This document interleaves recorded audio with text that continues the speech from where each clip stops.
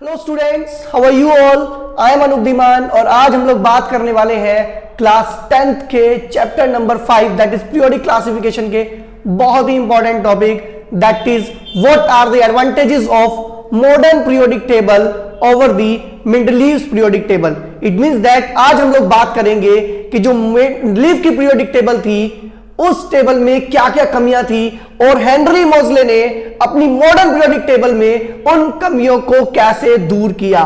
Clear बात है। Now student, अगर आप लोगों ने हमारा चैनल अभी तक सब्सक्राइब नहीं किया है then first of all you need to subscribe our channel and also press the bell icon so that you can get the regular notification. Now without wasting a single minute let's start the today's topic.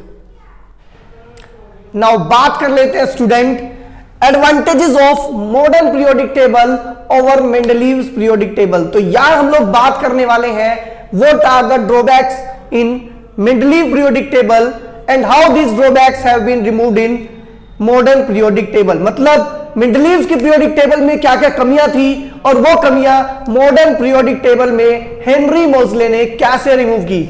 Clear बात है भाई। तो यहां से जो question है वो 2 to 3 type से बनता है, जैसे फर्स्ट वन आप लोगों से पूछा जा सकता है what are the anomalies in Mendeleev's periodic table and how these anomalies have been removed in modern periodic table. यहां एनोमलीज से मतलब केवल किस चीज का है?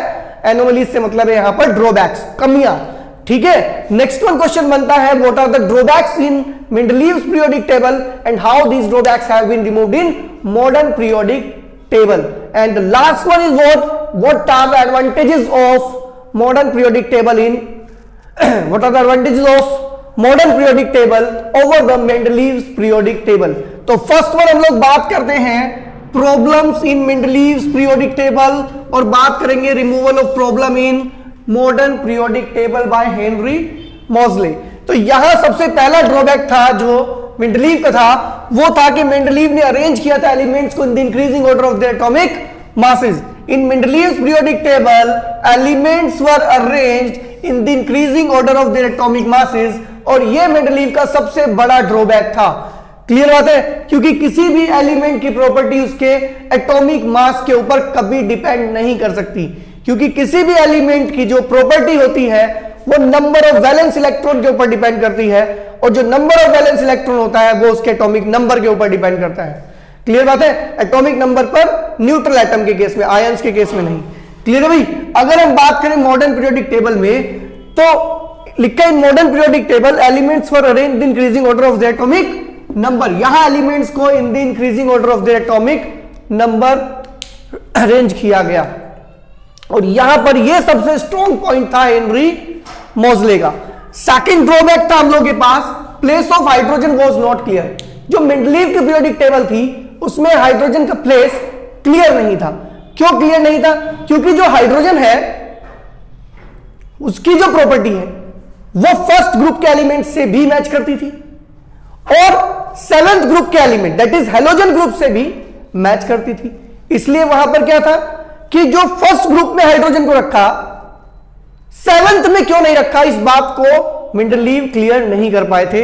इसलिए यह एक ड्रॉबैक रहा कि place of hydrogen was not clear as its property resemble with the first and the seventh group elements. Seventh और फर्स्ट ग्रुप एलिमेंट्स से क्या करती थी? मैच करती थी। कहता hydrogen was placed at the right top corner of the table. यहां पर अभी भी कोई खास सेटिस्फैक्टरी नहीं कर सकते, बट इन्होंने क्या किया कि राइट टॉप पे बोला, फर्स्ट पे नहीं बोला, राइट टॉप कॉर्नर पे प्लेस कर दिया। That's it. Clear. Next one बात कर लेते हैं थर्ड वन ड्रॉबैक की कि the place of isotope was not clear.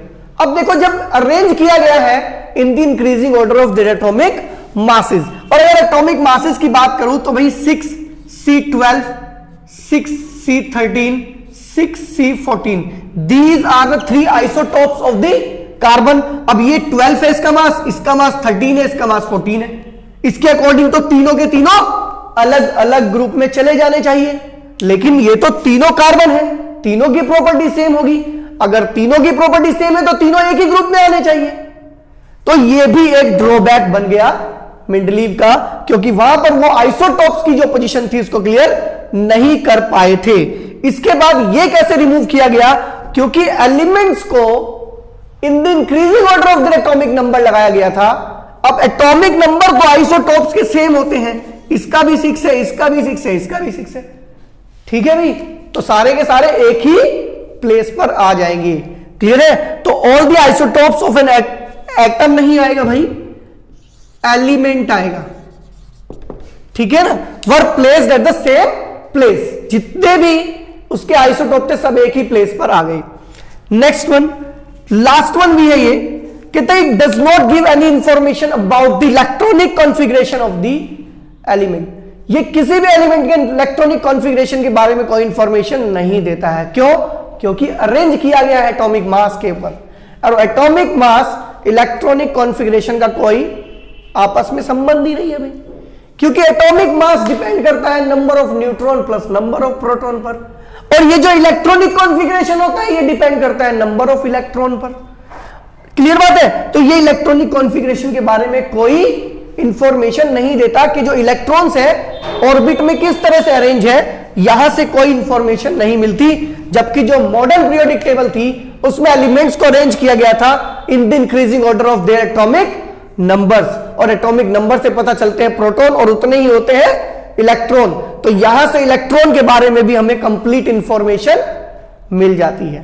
Clear बात है? तो ये बहुत ही इंपॉर्टेंट क्वेश्चन है एग्जाम पॉइंट ऑफ व्यू से, और वी कैन से इस चैप्टर का सबसे इंपॉर्टेंट क्वेश्चन है ये। क्लियर है? तो नाउ स्टूडेंट, अगर आप लोगों को हमारी वीडियो अच्छी लगी देन इसे लाइक करें, शेयर करें, और हमारे चैनल को सब्सक्राइब करना बिल्कुल ना भूलें। साथ ही बेल आइकन प्रेस करें जिससे आप लोगों को रेगुलर नोटिफिकेशन जो है वो मिलते रहे। नाउ स्टूडेंट, मिलते हैं नेक्स्ट वन लेक्चर में।